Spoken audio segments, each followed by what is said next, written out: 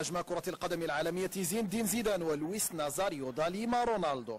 مباراة ضد الفقر يجمع فيها ثنائي ريال مدريد السابق ثلة من نجوم كرة القدم، ويعود ريعها لبرامج تروم محاربة الفقر حول العالم. النسخة العاشرة اختارت مدينة بورتو أليغري جنوب شرق البرازيل وجهة لها، وجمعت بعضا من نجوم المستديرة السابقين والحاليين.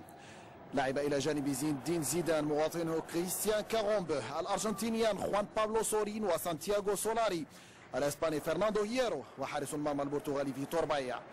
فيما اضطر رونالدو إلى خفض وزنه 17 كيلوغراما كي يستطيع اللعب إلى جانب مواطنيه زيكو، فالكاو، بيبيتو، جالمينيا، نيمار ولوكاس مورا.